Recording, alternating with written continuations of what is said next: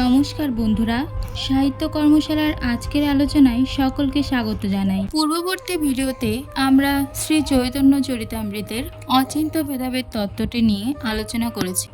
আমাদের আজকের আলোচনার বিষয় শ্রী চৈতন্য চরিতামৃতের চৈতন্যের আবির্ভাবের কারণ। সাহিত্য বিষয়ক আরও গুরুত্বপূর্ণ আপডেট পেতে এখনই চ্যানেলটি সাবস্ক্রাইব করে পাশে থাকা বেল আইকনটি প্রেস করে আমাদের সাথে থাকুন, যাতে সমস্ত গুরুত্বপূর্ণ আপডেট সবার আগে তোমার কাছে পৌঁছায়। ধন্যবাদ। বাংলাদেশে চৈতন্য আবির্ভাব আকস্মিক নয়, বিশেষ যুগ সত্যের পরিপ্রেক্ষিতে তার আবির্ভাব অপরিহার্য হয়ে উঠেছিল। তার আবির্ভাবের পেছনে ছিল বিশেষ বিস্তর প্রেক্ষিতে সম্বলিত কিছু কারণ। এই কারণগুলিকে কয়েকটি ভাগে ভাগ করা যায়। চৈতন্য আবির্ভাবের কারণগুলি হল সামাজিক কারণ, রাজনৈতিক কারণ এবং ধর্মতত্ত্বগত কারণ। এই কারণের আবার দুটি দিক বর্তমান, যথা বহিরঙ্গ দিক, যেখানে গৌণ বহিরঙ্গ ও মুখ্য বহিরঙ্গ। 2. অন্তরঙ্গ দিক, গৌণ অন্তরঙ্গ ও মুখ্য অন্তরঙ্গ। বাংলাদেশের প্রবল সমাজে চৈতন্য আবির্ভাবের সময়কাল ছিল পঞ্চদশ শতাব্দী। তৎকালে সমাজ ছিল জাতিভেদ প্রথায় বিশ্বাসী। স্পৃশ্য অস্পৃশ্য ভেদে মানুষ ছিল সংকীর্ণ আচার সর্বস্ব।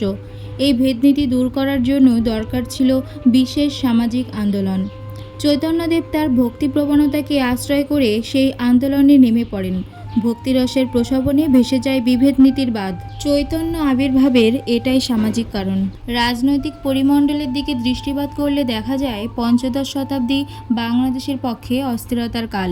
বিগত শতাব্দীর বহি আক্রমণ যেমন বাংলাদেশ প্রকম্পিত করেছিল, তেমনি প্রবল শতাব্দীর শাসন ব্যবস্থায়ও অত্যাচার অবিচারের চোরাস্রোতটি প্রবাহমান ছিল। কাজের বিচারের নামে অবিচারের প্রসঙ্গটি এখানে উল্লেখ করা যায়। চৈতন্যদেব এই বিশেষ রাজনৈতিক পরিমণ্ডলের বিরুদ্ধে রুখে দাঁড়িয়েছিলেন। তার আবির্ভাবের এটাও একটি গুরুত্বপূর্ণ কারণ। চৈতন্য আবির্ভাবের সর্বাধিক তাৎপর্যপূর্ণ কারণ হল ধর্মগত কারণ। রাধা ভাবদ্যুতি সুবলিত কৃষ্ণস্বরূপ তিনি, অর্থাৎ একই সঙ্গে রাধার ও কৃষ্ণের স্বরূপ স্বভাবের দৃষ্টান্ত হিসাবে তার আবির্ভাব অপরিহার্য হয়ে উঠেছিল।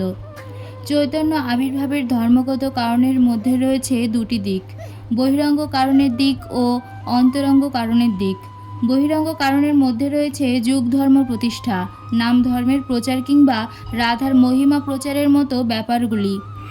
যুগ ধর্ম বা নাম সংকীর্তন প্রচারকে আমরা গৌণ বহিরঙ্গের কারণ হিসাবে চিহ্নিত করতে পারি, আর রাধার মহিমা প্রচারকে মুখ্য বহিরঙ্গের কারণ হিসাবে চিহ্নিত করা যায়। এই কারণের ব্যাখ্যা প্রসঙ্গে বলতে হয়, রাধা মানবী নয়, প্রেমের প্রতীক। ঈশ্বর প্রেমকে প্রতিকায়িত করার জন্যই চৈতন্য রাধা ভাবদ্যুতি সুবলিত হয়ে আত্মপ্রকাশ করেছেন। রাধা প্রেমের প্রকৃতি বিশ্লেষণে দেখি কৃষ্ণের 4টি মাধুর্য রাধার কাছে আকর্ষণীয়। 1. লীলা মাধুর্য, 2. প্রেম মাধুর্য, 3. রূপ মাধুর্য এবং 4. বেণু মাধুর্য। তথ্য বলছে রাধা মহাভাব আর কৃষ্ণ রসরাজ। সেখানে রাধারূপটি লাদিনী শক্তি, প্রেম, রাগ ও অনুরাগের মাধ্যমে মহাভাবে রূপান্তরিত। সাত্ত্বিক ভাব জাগরিত হয়ে চরম উৎকর্ষ প্রাপ্ত হলে মহাভাবে ভাবিত হয়।